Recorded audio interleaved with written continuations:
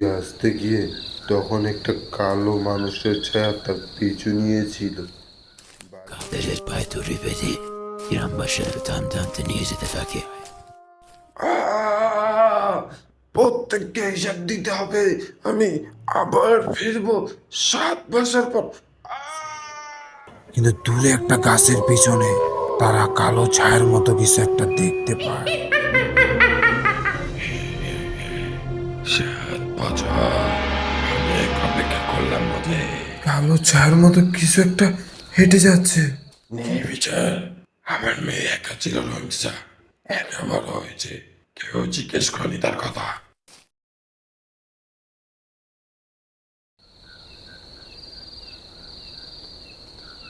ভাদ্র মাসের শেষ বিকাল, আকাশে জমে আছে ঘন কালো মেঘ। গ্রামের মাঝখানে রফিক চাচার চায়ের দোকানে 4জন লোক বসে আছে। সবার চেহারায় বয়সের ছাপ, জীবনের ক্লান্ত। কেউ চা খাচ্ছে, কেউ বিড়ি টানছে। রহিম চাচা, গতকাল রাতে রশিদের ছেলে কি দেখেছে জানেন? বাঁশবাগানের ভিতর দিয়ে আসতে গিয়ে তখন একটা কালো মানুষের ছায়া তার পিছু নিয়েছিল। বাড়ি পৌঁছে নাকি জ্ঞান হারিয়ে ফেলেছে। ভয়ে অজ্ঞান হয়েছে, আমি দেখেছি তাকে। শরীরে কোনো সমস্যা নেই। গ্রামে একটা গুজব ছড়ালে মানুষ এরকমই করে। শুধু রশিদের ছেলে না ডাক্তার সাহেব, গত 10 দিনে গ্রামের 3টা মানুষ মরেছে। 3জনের মৃত্যুই হঠাৎ করে হয়েছে, রাতের বেলা। কোনো রোগ নেই, কোনো কারণ নেই। হার্ট অ্যাটাক হতে পারে। 3জনই বয়স্ক মানুষ ছিল, এত ভয় পাওয়ার কিছু নেই। হাসেন, তুমি গ্রামে এসেছো মাত্র 15 বছর আগে। 7 বছর আগে কি হয়েছে তুমি পুরোটা জানো না। দোকানে হঠাৎ নিস্তবতা নেমে আসে। বাইরে বাতাসটা যেন থমকে গিয়ে গরম বাতাস বইতে শুরু করেছে। এইসব নিয়ে কথা বলতেই আশেপাশটা ভয়ঙ্কর রূপ নিতে শুরু করেছে। চাচা, আবার সেই কথা তুলবেন না। আজকের এই পূর্ণিমা রাতে ঠিক 7 বছর পূর্ণ হলো। তোমরা কি সত্যি ভুলে গেছো নাকি ভুলে থাকার চেষ্টা করছো? কাদের মেয়ে ছিল এই গ্রামেরই ছেলে। সে ছেলে ডালবা ধরনের মানুষ, সবার সাথে বেশি মিশত না, একা থাকতে পছন্দ করতো। জমি নিয়ে চেয়ারম্যান মতিনুদ্দিনের সাথে তার বিরোধ ছিল।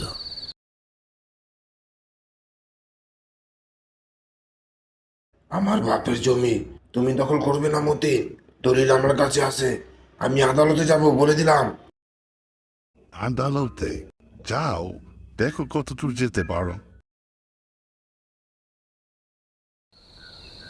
কিছুদিন পর গুজব ছড়ায় কাদের নাকি কারো জাদু করে। গ্রামের শিশুরা নাকি ব্যাংকার অসুস্থ হচ্ছে। কে গুজব ছড়িয়েছিল সেটা আজও সবাই জানে।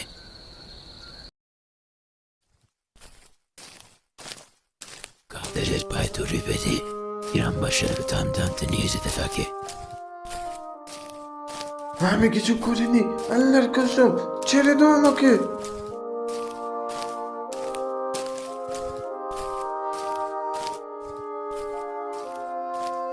একে টানতে টানতে নিয়ে যাও গ্রামে মেরে। আমি সেদিন থামাতে চেয়েছিলাম কিন্তু পারিনি। নিজের ছেলে শব্দে কেউ আমার কথা শুনেনি। অন্ধকার মাঠের মাঝখানে কাদেরকে নিয়ে যাওয়া হয়। গ্রামবাসীরা কাদেরকে অনেক মারধর করে। কাদের মারা যাওয়ার আগে শেষবারের মতো শুধু একটা কথাই বলে যায়। প্রত্যেককে হিসাব দিতে হবে। আমি আবার ফিরবো 7 বছর পর।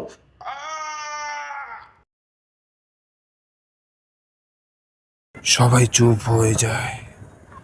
হাসেম ডাক্তারের মুখে এখন কোনো কথা নেই। যে 3জন মরেছে তারা কি সে রাতে ছিল? হ্যাঁ, সে রাতে তারা 3জন ছিল। আমি আমিও তো ছিলাম সেদিন। বাইরে হঠাৎ বিদ্যুৎ চমকে ওঠে। অন্ধকারে কে যেন ফিস ফিস করে ওঠে। করিম! কে কে ডাকলো? কিন্তু তখনও দোকানে শুধু তারাই আছে। কিন্তু দূরে একটা গাছের পিছনে তারা কালো ছায়ার মতো কিছু একটা দেখতে পায়।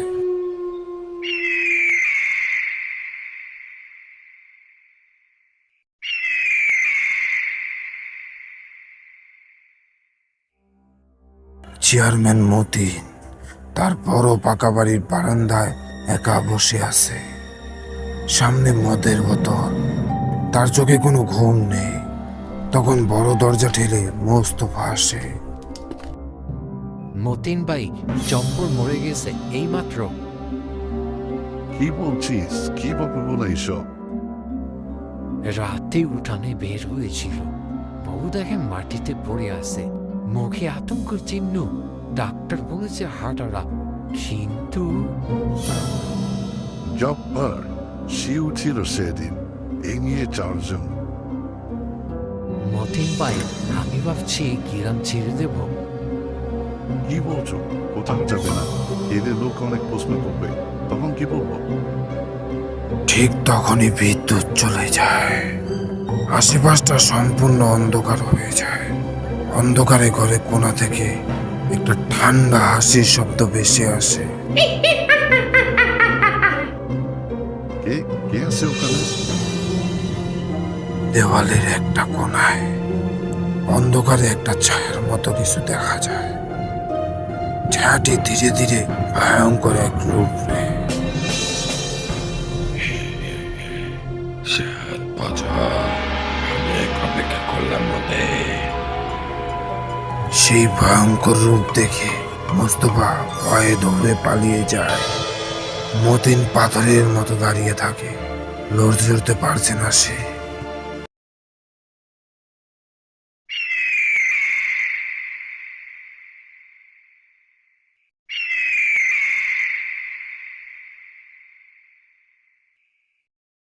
পরের দিন সকালে ফজরে আজানের পর গ্রামের লোকজন মতিনের বাড়ির সামনে জড়ো হয়। রাতে কেউ একজন মতিনের বাড়ির সামনে মোস্তফাকে অজ্ঞান অবস্থায় দেখতে পায়। মতিন সারা রাত নাকি ঘর থেকে বের হয়নি। চাচা, আমি রাতে নিজে কিছু একটা দেখেছি।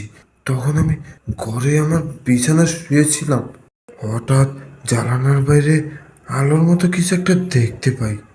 সেদিকটা তাকাতে দেখতে পেলাম একটি কালো ছায়ার মতো কিছু একটা হেঁটে যাচ্ছে, কিন্তু ওটা মানুষ হতে পারে না। এখন বিশ্বাস হলো? বিজ্ঞান দিয়ে এটার ব্যাখ্যা করা যায় না, কিন্তু এটার সমাধান কি? সমাধান আছে পেই। যারা দোষী তারা শত্রুরা সবার সামনে স্বীকার করবে। কাদের পরিবার যদি এখনো বেঁচে থাকে তাদের কাছে ক্ষমা চাইতে হবে প্রকাশে। কাদের একটা মেয়ে ছিল না? ঘটনার পর সে শহরে চলে গেছে, কেউ খোঁজ রাখেনি তার।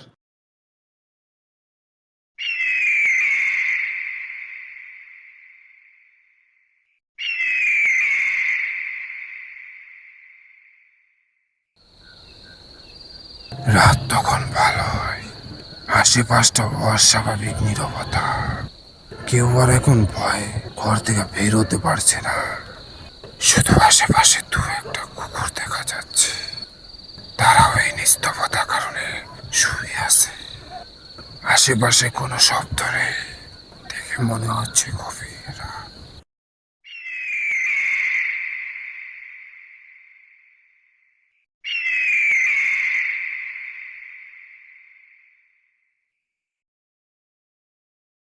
রহিম চাচা গোরস্থানের ভিতরে একা দাঁড়িয়ে আছে, তার হাতে একটা লণ্ড। রহিম চাচা চুপচাপ কাঁধের কবরের সামনে দাঁড়িয়ে আছে।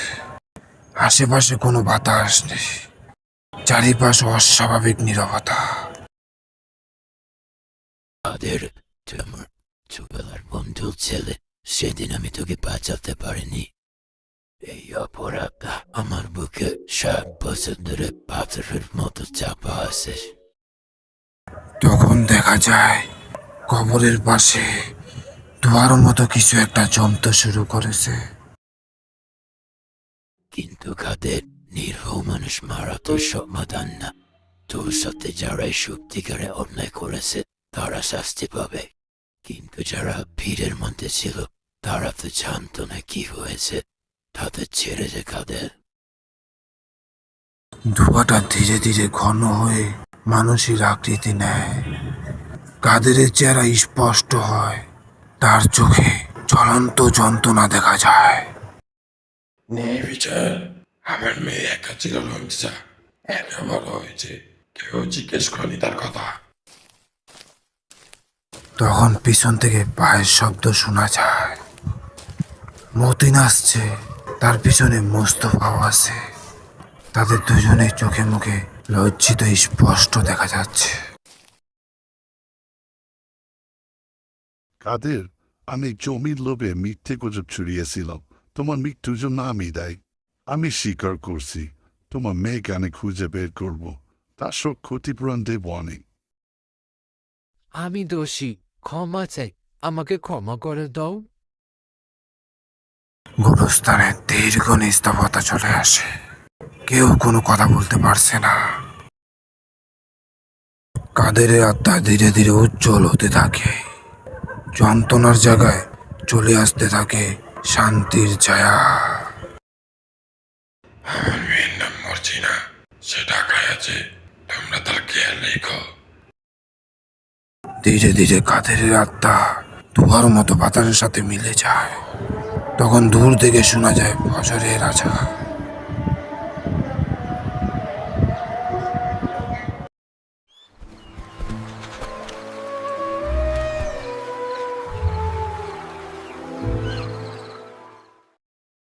দেখতে দেখতে কেটে যায় 1 সপ্তাহ। গ্রামের সবাই জড়ো হয়েছে একটি খোলা ময়দানে। মতিন প্রকাশে সব স্বীকার করে। তার বিরুদ্ধে মামলা হয়। কাদেরের মেয়ে মর্জিনা গ্রামে ফিরে এসেছে।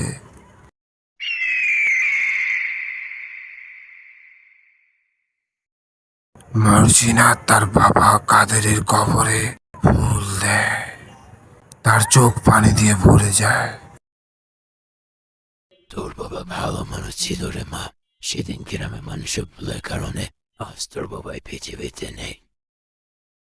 চাচা, আব্বা মনে হয় এখন শান্তিতে আছে। হঠাৎ কবরের পাশে শুকনো গাছে একটি সাদা ফুল ফুটে। রহিম চাচা এটি দেখে একটু হাসে। হ্যাঁ রে মা, এখন তোর বাবা কাদের শান্তিতে আছে। আজ থেকে কাদের আত্মাকে আর কেউ দেখতে পাবে না।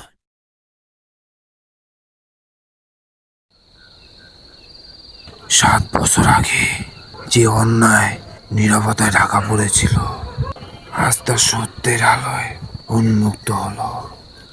কাদেরের আত্মা প্রতিশোধ চায়নি, চেয়েছিল শুধু ন্যায় বিচার আর তার মেয়ের জন্য ভালোবাসা।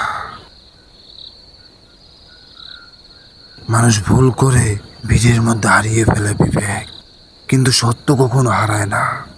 সময় লাগে হয়তো বছরের পর বছর, তবু একটা সময় ফিরে আসে নিজের জায়গা বুঝে নিতে। আজ এই গ্রামে আর কোনো ছায়া হাঁটে না বাঁশবাগানের ভিতর দিয়ে। রাতগুলো আবার শান্ত স্বাভাবিক, কারণ যে আত্মার ন্যায় বিচারের অপেক্ষায় ছিল সে আজ চিরনিদ্রায় শান্তি, ক্ষমার ভালোবাসার চাদরে মোড়ানো।